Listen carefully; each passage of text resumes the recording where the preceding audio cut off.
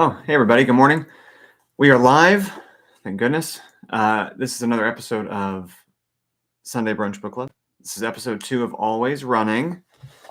If you don't know what that looks like, it's Always Running by Luis Rodriguez. We actually have brunch with us today. If you can't really see what it is, that is what it is. Lots of fruit. So what do we have here on our plate? What did you whip up for us? We got a poached egg. We got an everything croissant. We got grapes. We got a kiwi, and we got bananas. Wow, it looks so good. Okay, so we're gonna be eating and, of course, drinking our coffee. You can't have a morning without coffee. Definitely not. Cheers. Awesome. Well, do we want to try to recap what happened or what we recall from the last chapter of this book? Well, sure. So what we got so far is we got the family. They all moved from Mexico to California to try to pursue a better life. They moved to Los Angeles, specifically. What's the name of the town they're in? I can't remember. W. Starts with a W. Oh, Watts. They moved to Watts, and life there really overall wasn't all that much better. They seemed to get a break though when their dad scored a substitute teacher job in Woodland Hills, right? Yeah, in Woodland Hills. So they moved up that area. Which if you're not familiar with California, it's a nicer area. Nice part of town. And so specifically, so this is also in either the 70s or 80s. And they moved up there, and they moved up to Reseda specifically. Turns out the job really wasn't all that much to what it's cracked up to be. Temporary. He ended up getting let go. And they lost everything very quickly and moved back to Watts. And where it left off was specifically they moved back in with their sister. One of the sisters, one of the parents' daughters, and there's a fight with a significant other and her significant other, and then they end up having to leave the house. Yep, and then they were going to go back to Mexico, but then at the end they decided not to. Yes, yeah. The mom said, "I'll stay with you," basically. Yeah, but anyways, that's the basic sum up of it. And of course, living in the hood, as they would call it. They're facing some hard times. The kids are out on the streets mostly. They're either getting beat up or they're beating up on other kids. So they've got a tough life. They're poor. Dad's not around because he's working all the time, is what we're assuming, or maybe he's seeing other women. We don't know. And yeah, so that's kind of where we left off with chapter 1. Excuse me. Chapter 1, episode 1. Yep. All right. Before we begin, we're going to have a little bit of this, and then I will start our read. So we are beginning chapter 2 today, which starts on page 35. Yes, it does. Okay. Chapter 2. There's a quote at the top. "If you ain't from no barrio, then you ain't born." 10-year-old boy from South San Gabriel. That's true. What's barrio? From no barrio. It's like the hood. It's like the neighborhood, also the territory of Chicano gang groupings. Yeah. All right. One evening, dusk came early in South San Gabriel, with wind and cold spinning to earth. People who had been sitting on porches or on metal chairs near fold-up tables topped with cards and beer bottles collected their things to go inside. Others put on sweaters or jackets. A storm gathered beyond the trees. Tino and I strolled past the stucco and wood frame homes of the neighborhood, consisting mostly of Mexicans with a sprinkling of poor white families, usually from Oklahoma, Arkansas, and Texas. Ranchera music did battle with country and western songs as we continued toward the local elementary school, an oil and grime-stained basketball under my arm. We stopped in front of a chain link fence. So he described that, an oil and grime-stained basketball under my arm. So he's probably keeping his basketball in the garage. Probably. Either that or whatever courts they're playing on are just not clean. And they've got, motor oil on them, or they're playing in the street or whatever it may be. Okay, moving on. We stopped in front of a chain link fence which surrounded the school. An old brick building cast elongated shadows over a basketball court of concrete on the other side of the fence. Leaves and paper swirled in tiny tornadoes. Let's go over, Tino proposed. I looked up and across the fence. A sign above us read, No one allowed after 4:30 p.m. by order of the Los Angeles County Sheriff's Department. Tino turned toward me, shrugged his shoulders, and gave me a who cares look. Help me up, man, then throw the ball over. I cut my hands and lifted Tino up while the boy scaled the fence, jumped over, and landed on sneakered feet.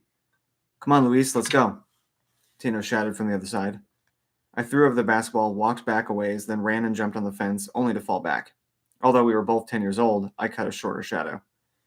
Forget you, man, Tino said. I'm going to play without you. Wait, I yelled, while walking further back. I crouched low to the ground, then took off, jumped up, and placed torn sneakers in the steel mesh. I made it over with a big thud. Wiping the grass and dirt from my pants, I casually walked up to the ball on the ground, picked it up, and continued past Tino towards the courts. Hey, Tino, what are you waiting for? The gusts proved no obstacle for a half-court game of b-ball, even as dark clouds smothered the sky. Boy voices interspersed with ball cracking on asphalt. Tino's lanky figure seemed to float across the court as if he had wings under his thin arms. Just then, a black and white squad car cruised down the street. A searchlight sprayed across the schoolyard. The vehicle slowed to a halt. The light shone toward the courts and caught Tino in mid-flight of a layup. The dribbling and laughter stopped. All right, this is the sheriff's, a voice commanded. Two deputies stood by the fence, batons and flashlights in hand. Let's get out of here, Tino responded. What do you mean? I countered. Why don't we just stay here? You nuts? We're trespassing, man, Tino replied. Now, mind you, they're 10 years old and they're worried about trespassing. Mm-hmm. Like they're going to get in trouble. So they already have a young mindset of the police are bad. We're doing something wrong. Let's bolt and get out of here. Mm-hmm. Instead of maybe doing the right thing and even just talking to the cops. They probably would have given them a ride home. Like, hey, it's after dark. Especially since they're only 10. Yeah, they're only 10 years old. But anyways, this is their way of thinking is they, the police are bad. Mm-hmm. Well, especially when they've already experienced, especially in Chapter 1, so much racism as it is, so much hostility from specifically like white neighborhoods or anything like that. So I'm sure they also feel unwelcome depending on what the race of the actual the police officers are. Right. Continuing, Tina continues saying, when they get a hold of us, they're going to beat the crap out of us. Are you sure? I know. Believe me, I know. So where do we go? By then, one of the deputies shouted back, you boys get over here by the fence, now. But Tino dropped the ball and ran. I heard the deputies yell for Tino to stop. One of them began climbing the fence. I decided to take off too. It never stopped, this running. We were constant prey, and the hunters soon became big blurs. The police, the gangs, the junkies, the dudes on Garvey Boulevard who took our money, all smudged into one. Sometimes they were teachers who jumped on us Mexicans as if we were born with a hideous stain. We were always afraid, always running. Mm-hmm. Tino and I raced toward the dark boxes called classrooms. The rooms lay there, hauntingly still without the voices of children, the commands of irate teachers, or the clapping sounds of books as they were closed. The rooms were empty, forbidden places at night. We scurried around the structures toward a courtyard filled with benches next to the cafeteria building. Tino hopped on a bench, then pulled himself over a high fence. He walked a foot or two on top of it, stopped, and proceeded to climb over to the cafeteria's rooftop. I looked over my shoulder. The deputies weren't far behind, their guns drawn. I grabbed hold of the fence on the side of the cafeteria. I looked up and saw Tino's perspiring face over the roof's edge, his arm extended down toward me. I tried to climb up, my feet dangling, but then a firm hand seized a foot and pulled at it. They got me, I yelled. Tino looked below. A deputy spied the boy and called out, Get down here, you greaser! Tino straightened up and disappeared. I heard a flood of footsteps on the roof, then a crash. Soon an awful calm covered us. Tino! I cried out. The deputy restrained me as the other one climbed onto the roof. He stopped at a skylight, jagged edges on one of its sides. Shining a flashlight inside the building, the officer spotted Tino's misshapen body on the floor, sprinkled over with shards of glass. Oof. Not good. Mm-mm. After the aborted trip to Mexico, a poverty agency helped our family find a rented place within our means, a square, one-bedroom clapboard house on La Presa Street in an unincorporated part of the county called South San Gabriel. The living room served as sleeping quarters for my mom, sisters, and dad. My brother and I had the only bedroom to ourselves, along with piles of stuffed boxes. On hot nights, Rainer and I slept outside under the openness of the desert sky. It was similar to Watts, but at least it was a home of our own again. Incorporated towns like Monterey Park, Rosemead, and Montebello surrounded South San Gabriel. The area was located in the San Gabriel Valley, which for years consisted of incipient industry, farmland, and migrant camps until Los Angeles stretched out fingers of suburban sprawl to the furthest reaches of the valley. Now, I'm not familiar with that word, incipient. Neither am I. Do you have your phone on you? Don't. Okay. Well, mine's over there. Here. If you don't mind grabbing it. Let me just get on here. Okay. We've got the iPad. Well, while she does that, I'm going to take a little bit of breakfast. If you'd like, we can go back and forth so that way you have time to eat every single time we get to these little stars. No, it's okay. While you're doing that, I have a brief moment. Okay. Incipient means an initial stage beginning to happen or develop.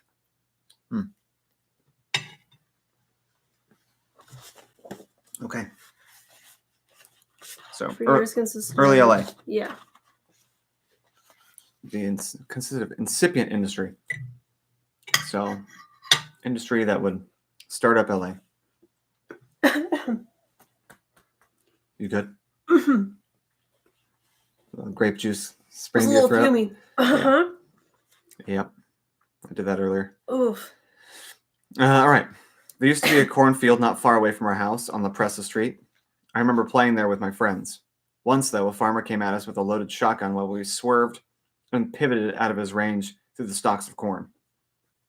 By the early 1970s, this area was torn up and office buildings and parking lots replaced the rows of stalks which once swayed free in the wind, which once held our imaginations afire with warplay, clod-throwing contests, and majestic worlds of conquest. By then, with the farmlands and many of the Mexicans of Klingerman Street removed, the city of Rosemead annexed this part of South San Gabriel, and it ceased being unwanted county territory. Huh. I know these areas too, and it's crazy to think that those were once farmland. Yeah. Because they're definitely not now. They're all just neighborhood and industry. Mm-hmm. Unincorporated county territory was generally where the poorest people lived, the old barrios, which for the most part didn't belong to any city because nobody wanted them. Most of Watts and a large section of East Los Angeles were unincorporated county territory. So sometimes they had no sewage system or paved roads. They included hills, ravines, and hollows. The Los Angeles County Sheriff's Department, known as the most brutal of the local law enforcement agencies, policed these areas. In the mid-60s, South San Gabriel included both flat areas and what we called the hills, or Las Lomas. The hills were made up of tiny houses patched together by weathered wood, chicken wire, and creaking porches that buckled and swayed like a boat on an open sea. Cadavers of rusted cars filled up yellow yards. Torn sofas, broken lamps, and threadless tires were strewn about in vacant lots. The roads turned and twisted every which way. They were dusty, curbless streets that might have served as goat trails at one time. Coming down one of the dirt roads, you can encounter chickens, wild dogs, or pigs. Some backyards held the wood and wire sheds of fighting cocks or the copper pipings of a backyard still. The hills were unseen, unvisited. Cars flew past north of here on the San Bernardino freeway into Los Angeles, but most of the drivers never imagined such a place existed, a place you could have found in the Ozarks or the hills of Tijuana. Bruja, which means? It means witch. Whispers of morning, whispers of night, children without faces, tormenting with a word, descending like a torrent of leaves like the blaze of dawn. A never-ending litany. Bruja. The conspiracy of voices greets the old woman who lives in an almost toppled, unpainted house next door. Her backyard dense with overgrown weeds. So they're calling their neighbor witch. A witch.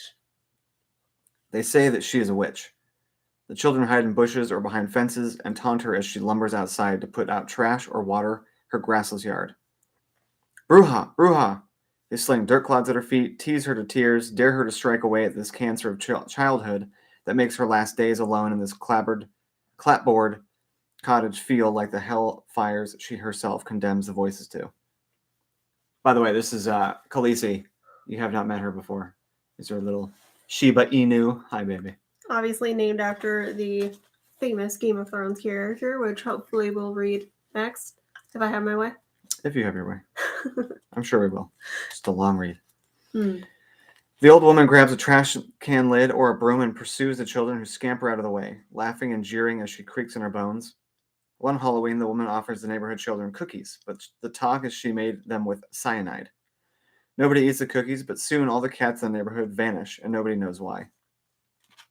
One morning, uniformed men bust into the old woman's house. Sheriff's deputies pull her from out of the debris-strewn guts of the wood-shingle dwelling. The woman never cleaned it. They take the woman away, never to come back. Turns out she had been babysitting 3 small children when, for an unknown reason, the kids' parents never came back for them. The woman ran out of food. One day, trash collectors find 3 children in a playpen next to the morning garbage. Angry voices close in on the woman's house after her removal. A few kids throw rocks at the windows, the glass falling like raindrops, skewing down a marble wall. Somebody pours gasoline on the splintered porch. Somebody tosses a twirled newspaper lid at the top. Next door, the glow washes across faces as we observe the house crackle and tumble in a craze of flames. Jeez. Oh, goodbye, witch. Yep. The Mexicans who came to live in the San Gabriel Valley worked of the fields, the railroads, or in the encroaching industry which soon dotted the valley. The barrios had names like El Jardín, the garden, Monteflores, mountain flowers, Cantaranas, singing frogs, named for the watery inhabitants of local swamp, Bolén, a Spanish corruption of Baldwin Park, or La Puente, the bridge. Las Lomas was an old barrio whose main rivals were to the west, in East Los Angeles, or the north in another barrio called Sangra. Sangra was a corruption of San Gabriel, an incorporated city built around one of the Spanish missions founded by Father Junipero. Right? It's Junipero? Or I think in that instance, I think it's pronounced like a J. you probably know better than me. Anyways, Father Junipero Serra in the 1700s. A major Indian village, Yangna, was once situated here. Later, when the railroads linked many of the missions, they brought in Mexican laborers who became the first barrio residents. It didn't take long for middle-income Anglos, primarily fleeing LA's inner city as it filled up with people of color, to move in and around these barrios and create the first suburbs. New tracts of homes suddenly appeared on previously empty space or by displacing the barrios. In later years, large numbers of Asians from Japan, Korea, and Taiwan also moved into the area. Sections of Monterey Park and even San Gabriel became known as Little Japans or Chinatowns. It wasn't hard to find an unpaved road cluttered with shacks on one block while a row of stucco townhouses graced another. Crazy. The differences, I mean, like, they're all clearly, I can't say they're all, but the fact that, like, there's so many, like, subsects of a city like that. Mm-hmm. Like, you have, like, the barrios, the Mexican cities, and then the Japanese and Chinese surround them, Mm-hmm. and then the Anglo, white Caucasian families surround them. Mm-hmm. And it's like, it's crazy. It's crazy that these subsects of life exist. Mm-hmm. Yeah, it's basically just like tiny countries, basically just within this big city. Right. Yeah. Pretty much. Yeah, I've been to LA's Chinatown, and it's relatively clean. They also have their problems too with like gangs and whatever else. Now, is this the same Chinatown as like what would be in downtown LA? Is that what they're referring to? These are a little further out because they're in San Gabriel Valley. Uh-huh. But yes, they all have. This is a very dangerous game. I'd say yeah, she's going to take a bite of that herself. Oh yeah. So not quite as big. It's kind of like the Vegas Chinatown. If you know, okay. have you ever been to LA's Chinatown? No. It's a little more grand. LA's Chinatown. They have like bigger structures, and it's a lot more colorful, and it actually looks like what a Chinatown would. You ever been to San Francisco Chinatown? No. Okay. Not very worldly. You don't have to call me out like that, man. So, anyways, bigger buildings. The structures look like what they would in China or Japan. The ones that are like in Vegas, it's a Chinatown. It's mostly the restaurants that are Chinese or Asian, and then the houses are a little bit poorer. It's really not all that decorated. Is the Chinese theater in Los Angeles is not in Chinatown, right? No, that's in Hollywood. Okay. Yeah. Right across from Egypt, the Egyptian theater. Egypt Town. They're near each other. Oh. I don't think they're directly across from each other, but they're in the same area. I remember seeing like a kind of like Actually, Egyptian temple looking I don't know if it's building called in the Egyptian Hollywood. Theater anymore. But in any case. Okay. Doesn't matter. Chinatown. Let's see. Where the hell am I at? Second paragraph. Yep. The barrios, which weren't incorporated, included Las Lomas, became self-contained and forbidden incubators of rebellion, which the local media, generally controlled by suburban whites, labeled havens of crime. For years, nobody ventured into Las Lomas unless they had to be there. Buses refused to provide residents there any service. Sheriff's deputies entered it with full firepower and ample backup, hardly ever alone. One of the county's most devastating increases in gang activity centered on Las Lomas. We didn't call ourselves gangs. We called ourselves clubs or cliques. Clicks? Yeah, cliques.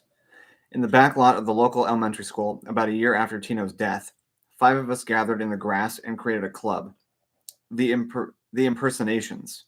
The Thee, being an old English usage that other clubs would adopt because it made everything sound classier, nobler, badder. It was something to belong to, something that was ours. We weren't in any Boy Scouts, in sports teams, or camping groups. The Impersonations is how we wove something out of the threads of nothing. We all taken a pledge, Miguel Robles said. A pledge to be for each other, to stand up for the clica. The Impersonations will never let you down. Don't ever let the Impersonations down. Miguel was 11 years old like the rest of us. Dark, curly-haired, and good-looking. He was also sharp in running, baseball, and schoolwork, and a leader. Miguel was not prone to loudness or needless talking, but we knew he was the best among us. We made him president of our club. All right, so Miguel might be an important character here. Mm-hmm. Made him president of a club. The Impersonations was born of necessity. It started one day at the school during lunch break. A few of us guys were standing around talking to some girls we were beginning to see as women. They had makeup and short skirts. They had teased hair and menstruations. They grew breast. They were no longer Yolanda, Guadalupe, or Maria. They were Yoli, Lupe, and Mari. Some of the boys were still in grass-stained jeans with knee patches and had only begun getting uncontrollable hard-ons. The girls flowered over the summer, and it looked near impossible for some of us to catch up. Older dudes from junior high school, or even some who didn't go to school, would come to the school and give us chilled looks as they scoped out the young women. Jeez. Brutal. That day, a caravan of low-scraping cars slow-dragged in front of the school. A crew of mean-looking vatos piled out, armed with chains, bats, metal pipes, and zip guns. The Mystics rule, one of them yelled from the other side of the school fence. All right. Vatos means dudes or guys. Okay. Let's see. So the gun, obviously, that they're carrying kind of represents like respect or power. Mm-hmm. The gang is also just a power group. And Luis is kind of like a how's he put it in here? It's like a ball. He almost has like no power. Yeah, he was just a ball bouncing around Mm-hmm. as he's being thrown, basically. Yeah, that's what he stated in the last chapter. He's like this ball. He has no control over his life. He just bounces around, and life happens the way it happens. Goes where the wind blows him. Yep. So he has no power, but these guys pull up with guns, and they have all the power. Mm-hmm. So now, Shiba, you're going to join us, or you're going to leave us? What are you going to do here? She doesn't know. She doesn't know. Okay. So this might be, other than the police, this will be the first instance of gang. Another antagonist. Yeah, gang power. A rival. Mm-hmm. The Mystics were a tough, up-and-coming group. They fired their rigged .22s at the school and broke a couple of windows with stones. They rammed through the gate and front entrances. Several not-so-swift dudes who stood in their way got beat. Even teachers ran for cover. Terror filled everyone's eyes. I froze as the head stomping came dangerously my way, but I was also intrigued. I wanted this power. I wanted to be able to bring a whole school to its knees and even make teachers squirm. All my school life until then had been poised against me, telling me what to be, what to say, how to say it. I was a broken boy, shy and fearful. I wanted what the mystics had. I wanted the power to hurt somebody. Just noting something here really quick. Obviously he's only 10 years old here, so it makes sense for teachers to be like an authority figure. But he also grouped them in with the police earlier on somebody who's always constantly out to get him. So him bringing it up here that he wanted their power specifically because he wanted to make his own teachers squirm. It's really interesting. So he's already seeing almost like, I'd rather be that, so that way this person I view as more of an antagonist than this gang with guns who's coming here to literally hurt people. I'd rather be that than a teacher. Yeah. Yeah, someone who they probably don't respect all that much. Yeah. Or he doesn't respect all that much. Police sirens broke the spell. Dudes scattered in all directions, but the mystics had done their damage. They had left their mark on the school and on me. Miguel and the rest of us started the impersonations because we needed protection. There were other clubs popping up all over, many challenging anybody who wasn't into anything. All of a sudden, every dude had to claim a clique. Some of these clubs included the Ravens, the Superiors, Latin Legions, the Imitations, Los Santos, and Chug-a-Lug, a curious mix of Anglo and Mexican dudes. These were the South Side clubs for South San Gabriel. The biggest on the South Side then were the Illusions and their allies, the Mystics. All right, so the Illusions and the Mystics are allies, and they're part of who again? The Impersonations. Yeah. Okay. No. Yes. Yes, they are. Over in San Gabriel, other cliques were formed, such as the Regents, the Chancellors, Little Gents, the Intruders, and Little Jesters. Most of the clubs began quite innocently. Maybe they were a team of guys for friendly football. Sometimes they were set up for trips to the beach or the mountains, but some became more organized. They obtained jackets with their own colors and identification cards. Later, a few of the cliques became car clubs, who invested what little they had in bouncing lowriders, streetwise shorts, splashed with colors, which cruised the main drags of local barrios or the main cruising spot we called the Boulevard, Whittier Boulevard in Los Angeles, East Los Angeles. Then also some of the clubs metamorphosed into something more unpredictable, more encompassing, something more deadly. Hello, Sheba. Do you think that's a typo or is that a word? Metamorphosed? That's a real word. Okay. Yeah. Junior high school became the turning point. After grammar school, I ended up going to Richard Garvey Intermediate School. My father had gotten a job as a laboratory technician at a Los Angeles community college. So we moved into a larger 2-bedroom place in territory which stood between the two major barrios, Las Lomas and Sangra. This meant I had to go to Garvey. In the mid-1960s, okay, so it is the 60s. Oh. The students at Garvey had some of the worst academic scores in the state. Or maybe he's just... Yeah, because he also said, like, yeah, I don't know. I think he's just talking about... Yeah, like the history of the place. Most of the time, there were no pencils or paper. Books were discards from other suburban schools where the well-off students turned up. The kids who lived in the hills found their way into Garvey, and for half of them, the school was the end of the line. It had more than 50% dropout rate among Mexicans before they even got to high school. Jeez. There were only a couple of impersonations who made it there. Miguel Robles and the others ended up in another school. Garvey was Illusions and Mystics territory. I was on my own. Again, the first thing I noticed were some of the girls. The ones from the hills weren't just blossoming women, though. They were already hardened, sophisticated. Some of them called themselves cholas. They had long teased hair, often peroxided black or red. They had heavy makeup, skirts which hugged their behinds, and they were all the time fighting, including with guys. Cholas. A lowlife appropriated by Chicano barrio youth to describe their style and people linked to local gang structures. Yeah. So those are cholas. Mm-hmm. They look like gang member women. Mm-hmm. The cholas laughed a lot and knew how to open up to every situation. They talked back, talked loud, and talked tough. And they knew how to dance.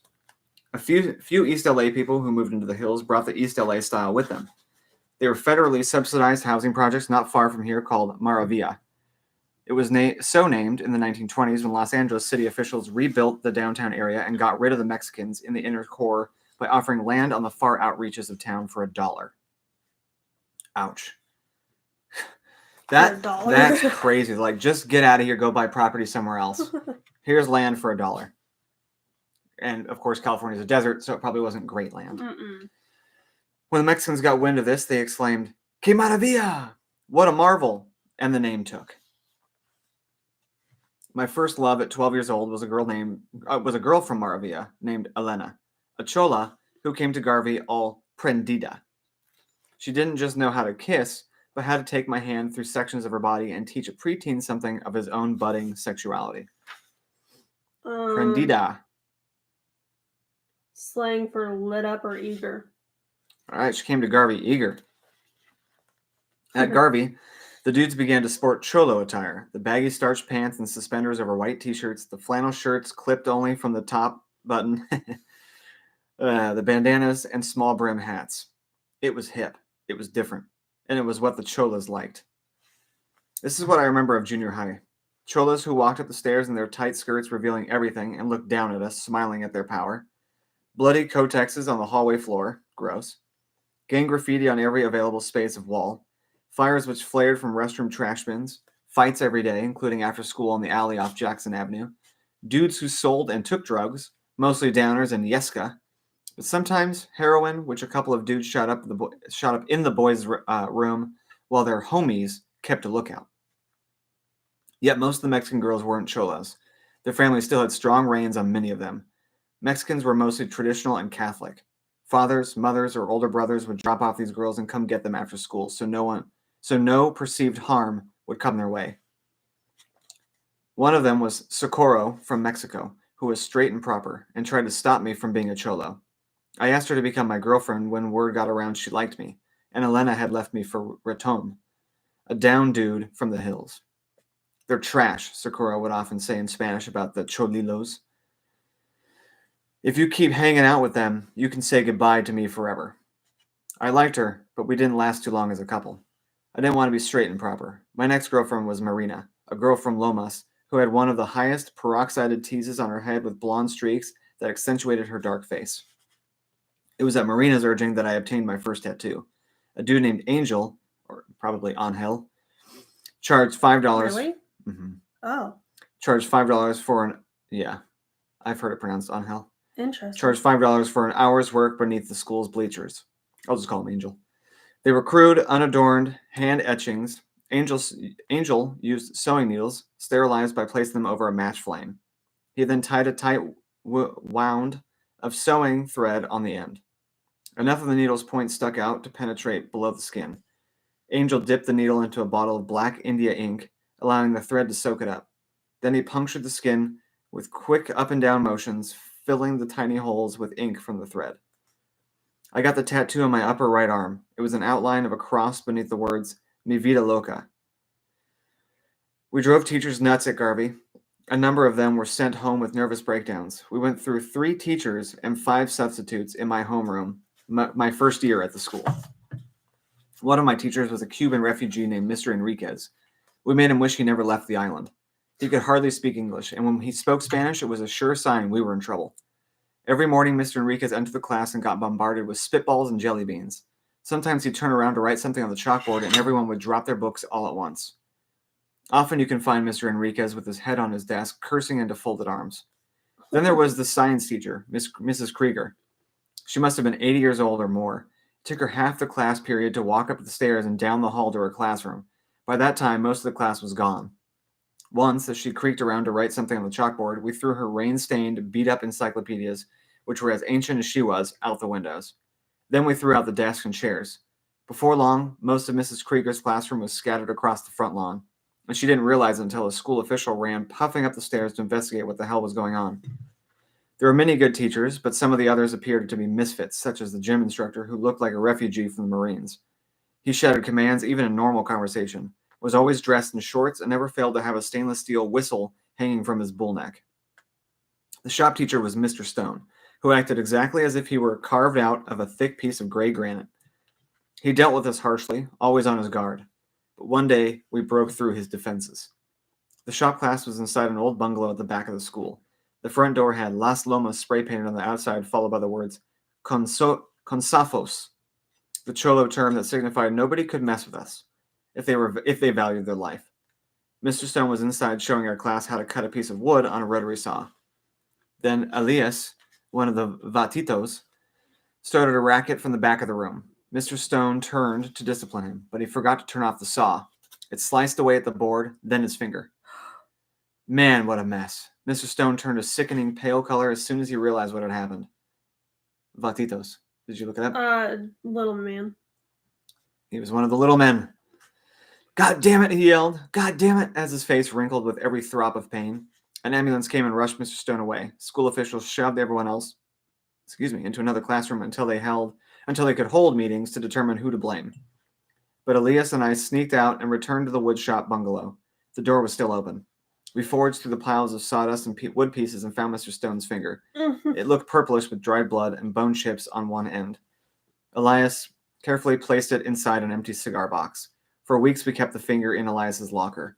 He'd bring it out to scare some of the girls and to show it off to incoming students until it shriveled away like a dried sliver of old fruit. Oh my god. Gross. Oh. Gross. So clearly they have pretty hard stomachs. At least they're showing that they do. You can't be in a fire and not get burned. This was my father's response when he heard of the trouble I was getting into at school. He was a philosopher. He didn't get angry or hit me. That he left to my mother. He had these lines, these cuts of wisdom, phrases and syllables which swept through me, sometimes even making sense. I had to deal with him at that level with my brains. I had to justify in words, with ideas, all my actions, no matter how insane. Most of the time, I couldn't. Mama was heat. Mama was turned around, leather belts, and wailing choruses of Mary, Mother of Jesus. She was the penetrating emotion that came at you through her eyes, the mother guilt, the one who birthed me, who suffered through the contractions and diaper changes and all my small hurts and fears. For her, dealing with school trouble or risking my life was nothing for discourse, nothing to debate. She went through all this hell and more to have me. I better do it, she said. Oof. Let me just take a look and see how much longer we have here. 3 pages. Mama hated the cholos. They reminded me of the rowdies on the border who fought all the time. Talked that calo slang, drank mezcal, smoked marijuana, and left scores of women with babies bursting out of their bodies. To see me become like them made her sick, made her cringe and cry and curse. Mama reminded us how she'd seen so much alcoholism, so much weed madness, and she prohibited anything with alcohol in the house, even beer. I later learned this rage came from how Mama's father treated her siblings and her mother, how in drunken rages, he'd hit her mom and drag her through the house by the hair. The school informed my parents I had been wreaking havoc with a number of other young boys. I was to be part of a special class of troublemakers. We would be isolated from the rest of the school population and forced to pick up trash and clean graffiti during the rest of the school year. Mrs. Rodriguez, your son is too smart for this, the vice principal told Mama. We think he's got a lot of potential, but his behavior is atrocious. Atrocious. There's no excuse. We're sad to inform you of our decision. They also told her that the next time I cut class or even made a feint toward trouble, I'd be expelled. After the phone call, my mom lay on her bed, shaking her head while sobbing in between bursts of how God had cursed her for some sin, how I was the devil incarnate, a plague, testing her in this brief tenure on earth. My dad's solution was to keep me home after school, grounded. Yeah, sure. I was 13 years old already tattooed, already sexually involved, already into drugs. In the middle of the night, I snuck out through the window and worked my way to the hills. Do you want to take a break and I can take over from here? Yeah, I'd like to eat some breakfast. You got it. Thank you. Okay. At 16 years old, Reno turned out much better than me, much better than anyone could have envisioned during the time he was a foul-faced boy in Watts. When we moved to South St. Gabriel, Mrs. Snelling took a liking to Reno. The teacher helped him skip grades to make up for the times he was pushed back in those classes with the retarded children. Mrs. Snelling saw a talent in Reno, a spark of actor during the school's thespian activities. She even had him play the lead in a class play. He also showed some facility with music, and he was good in sports. He picked up the bass guitar and played for a number of garage bands. He was getting trophies in track and field events, in gymnastic meets, and later in karate tournaments. So when I was at Garvey, he was in high school being the good kid, the Mexican exception, the barrio success story, my supposed model. Soon, he stopped being Reno or even Jose. One day, he became Joe. Interesting. That's an important one. Yeah. So he's succeeding. He's having a pretty good life in school now that a teacher has turned him around. Mm-hmm. And also, he on got top a white of that, name. Changed his name to something more Anglo. Joe. He wants to be known as Joe. Someone who could be perceived as someone successful and not have any links to Mexico or being Mexican. Okay. Yeah. All right, so now we know. We're probably moving forward going to refer to Reno as Joe. Yep. My brother and I were moving away from each other. Our tastes, our friends, our interests were miles apart. Yet there were a few outstanding incidents I fondly remember in relationship to my brother. Incidents which, despite their displays of closeness, failed to breach the distance which would later lie between us. When I was 9, for example, my brother was my protector. He took on all the big dudes, the bullies, or on corners, the ones who believed themselves better than us. Being a good fighter transformed him in overnight. He was somebody who some feared, some looked up to. Then he developed skills for racing and high jumping. This led to running track, and he did well, dusting all the competition. I didn't own any talents. I was lousy in sports, I couldn't catch baseballs or footballs, and I constantly tripped when I ran or jumped. When kids picked players for basketball games, I was the last one they chose. The one time I had inadvertently hit a home run during a game at school, I didn't mean to do it. I ended up crying while running around the bases because I didn't know how else to react to the cheers. The excitement directed at something I did. It just couldn't be me. But Reno had enemies too. There were 2 Mexican kids who were jealous of him. They were his age, 3 years older than me. One was named Eddie Gomez, the other Ricky Corral. Do you think that's right? Mm-hmm. One time they cornered me outside the school. You, Jose's brother, Eddie said. I didn't say anything. What's the matter? Can't talk? Oh, he can talk all right, Ricky chimed in. He acting the pendejo because his brother thinks he's so bad. Well, he ain't shit. He can't even run. Right. Pendejo?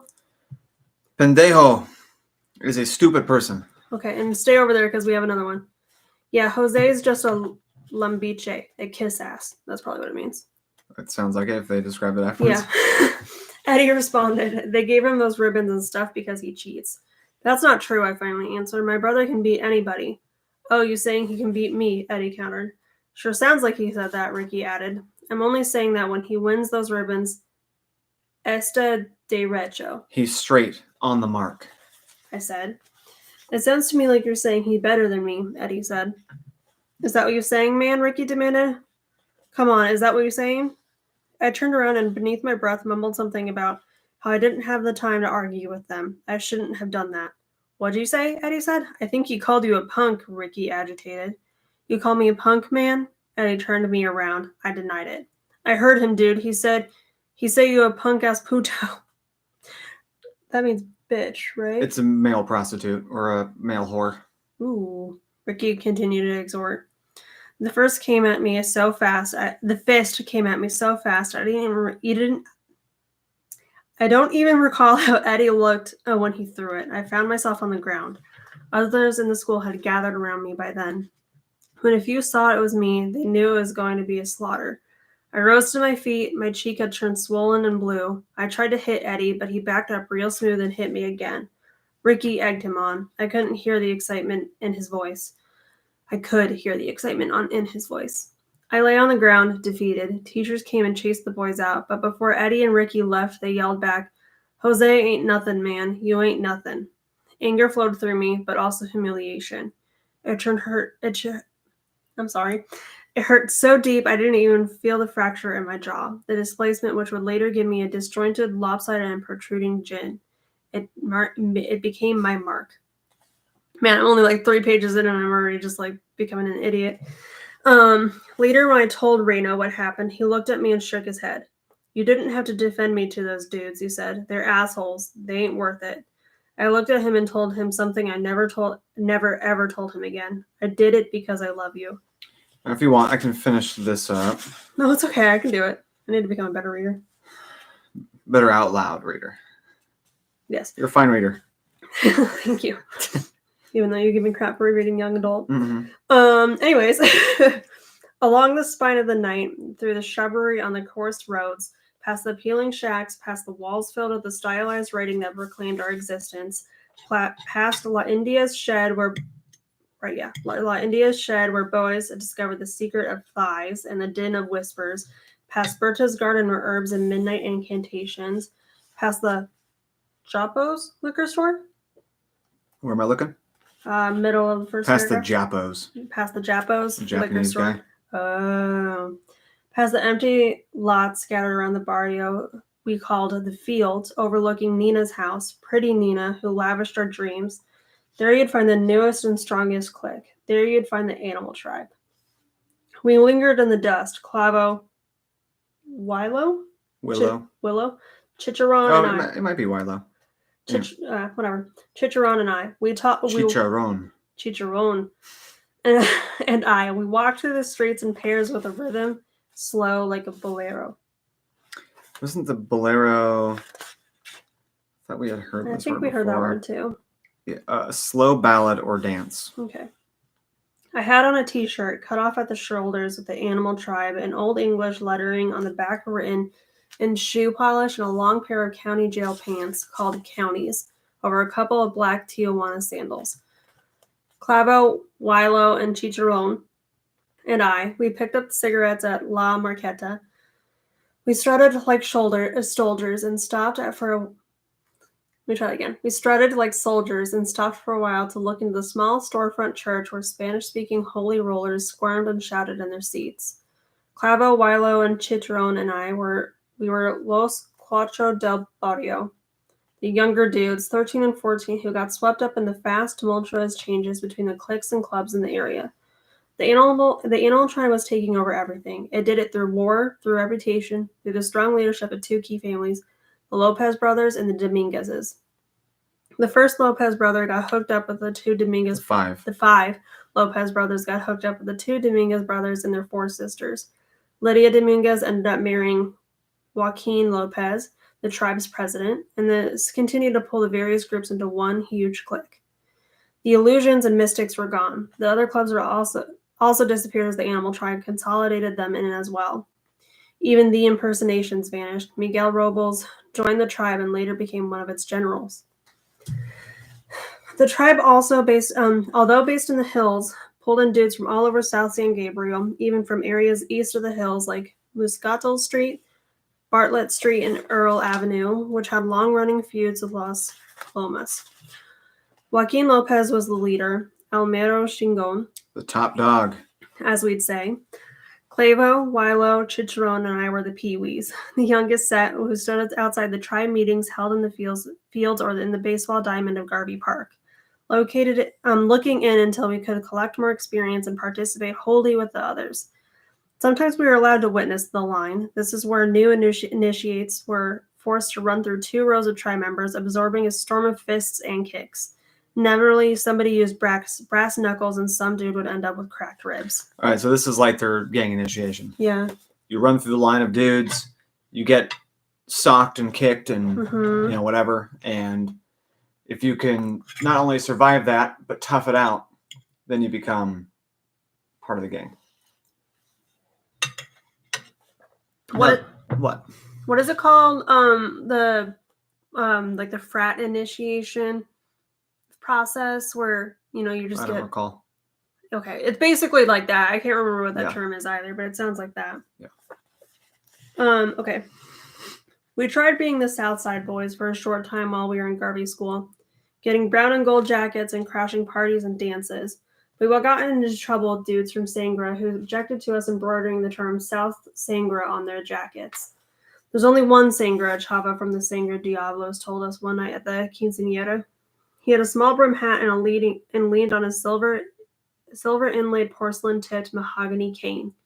He looked Asian, like Fuji in the movies. Next to him were Tutti, Negro, and Worm. It's probably Negro. Oh, okay. Negro. And Worm, with scars and tattoos on their arms and faces, and extra baggy pants and muscled torsos. They chased us down a number of streets and alleys. It was the death of the Southside Boys. Miguel got us banging with the tribe. It was during a dance at Garvey Park. The gym was opened one weekend for the local teenagers. Lowrider cars filled the front parking lot and side streets. Girls from barrios all over converged on the bungalow-type gym. That night, I noticed there weren't the usual nods here, and there are different club members with their own unique jackets and colors. Only a few still carried proud and old club insignias, including the few of us in the Southside Boys. Que hubo ese? What does hubo mean? Que hubo, what's up? Okay. And then ese is, I can't remember what the fuck that means. Greeting among vatos. Hey, you. In LA, African American, street youth. Yeah, that's basically it. Okay. Miguel greeted us as he walked up to me. It had been about 2 years since we were partners in the impersonations. But this time he had on a black jacket with gold lettering on the back that read, The Animal Tribe. I had introduced him to the remaining Southside Boys. Miguel was kind, courteous, and invited us into the dance for free. This was a tribe party. We were his guests. Inside, the place was almost pitch black and reeked of cigarette and marijuana smoke. Although no alcoholic beverages were allowed, I could see outlines of dudes and their girlfriends drinking from bottles of cheap wine they had sneaked in. A local band played on some mean sounds, one of a number of street bands which were popping up all over the valley and east side of the county. I heard another about what happened to you guys at Lola's quinceañera, Miguel said. The old veteranos from Sangra, you see, are forcing all the cliques over there to claim their barrio. Veteranos? Veterans. Okay, I figured as much. There's no more regents or chancellors or little gents. They in Sanger or they dead. So why they messing with us? Wilo asked. We ain't in their barrio. Hold on. First off, you little Caucasian girl. So why they messing with us? Yeah, saying tough cholo lines is hilarious. We're going. It's on brand. You ain't in Lomas either, man, Miguel said. That's the problem. You guys live in between the two largest hoods. You gotta figure out which one to claim or you're going to get fucked by both of them. What do you say we do, Miguel? Chicharron asked. There's the tribe, man. It's the one that's taking over all the Southside cliques. I don't know. I mean, we still don't live in the hills, I replied. We could still get jumped. I'm telling you there's no choice, Miguel continued. You want to live, you want to breathe air, you gotta be in the tribe, man. De Veritas esse. De Veritas. What does it mean? Let's find out. Tell me when.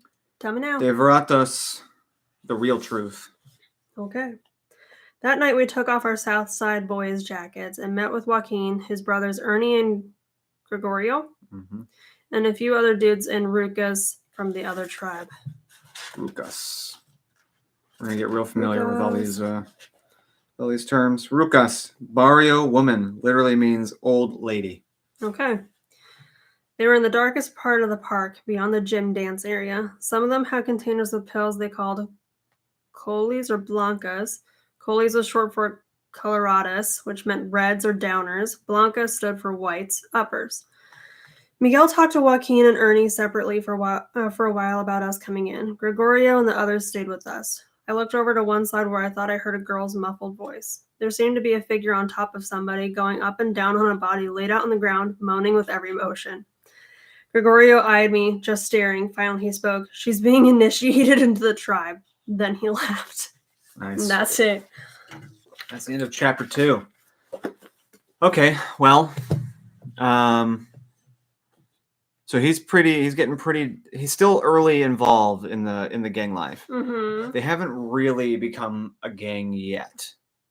They have these little cliques, they beat up on each other, they call each other names, but they haven't gotten really violent yet.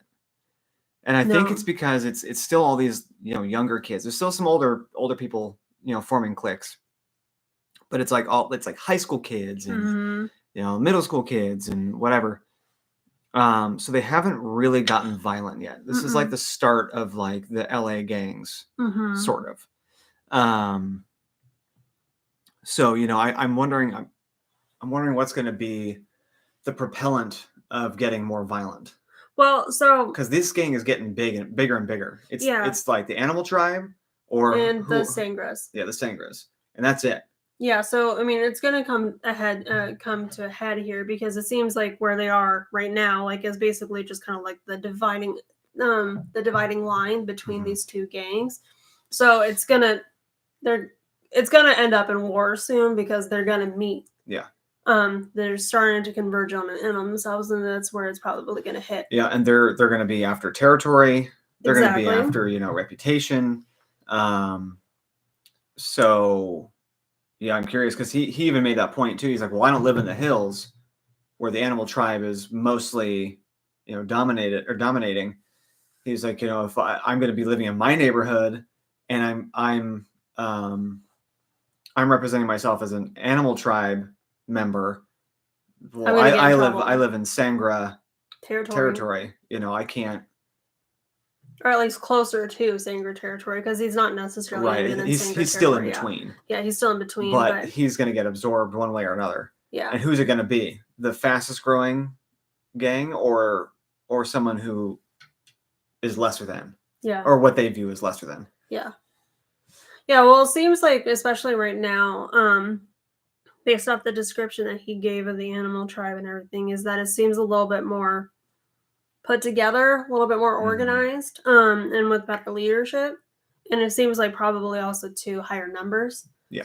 And then the Sanger tribe, which seems a little, just based off, like, I'm only getting this impression from the Sanger members that we had a little bit of an encounter with at the quinceañera. They seem a little bit more thuggish. They don't seem necessarily put together. They seem a little bit more neurotic and stuff. So they're probably a little bit more prone to violence, I bet, because they're a little bit, like I said, they're a little disorganized and stuff. They're just probably just like, we win by being violent. We win with our fists. Instead with the animal tribe, it's more like, yeah, I mean, we're badasses as well, but we're a little bit more organized in the way we actually approach things. So, I mean, I think he ended up choosing the right gang, but yeah, it's interesting seeing how it kind of evolved a little bit over this time, because the incipient tribes, they were all basically just like friend groups, is what it was. We're just like a club, like for like an after school get together for these guys to go play basketball together, like you said, or football. Yeah, and then be there to help protect each other. Yeah, like a brotherhood. And then it just slowly, like, you kind of like devolved into something else. So these tribes that you met at first, these gangs, these clubs, they all went away as they kind of just evolved into, like, you had to be one of these two. Yeah. So. Yeah, right. And there were other even bigger, clubs before it became just the two. But now they're stuck in a rut where it's like, well, you have to choose one or the other. Yeah. Or you're not going to exist anymore. Yeah, you're not going to exist. One of the two is going to kill you, or you get absorbed. What's it going to be? Do you value your life and your friends' lives and your family, and you want to make a new family, someone who's going to protect you and look out for you, and provide for you? Then you better choose right, and it better be us. Yeah, is basically what they're saying. It's his friend Miguel, right? Who he hadn't seen in 2 years. Yeah, and he said then he's one of the generals, right, for the animal tribe. Yeah, I'm curious to see what's going to happen here. I mean, they obviously got to get jumped in still. They got to go through their initiation. Yeah, but I guess that's probably what's next. As soon as he finishes talking to Gregorio and whoever else, we get to see him now get initiated, and then start his journey in ganghood. In the gang life. Okay. Well, I think that's it for today. I think that is it for today. Thank you guys for joining us on Sunday Brunch Book Club. I'm your host, Austin Michaelis, and your other host, McKenna. We will see you next time for chapter 3. Hope you enjoyed that chapter. Lots to think about, lots to imagine, and we'll get into it the next time. Thanks so much, everybody. We'll see you then.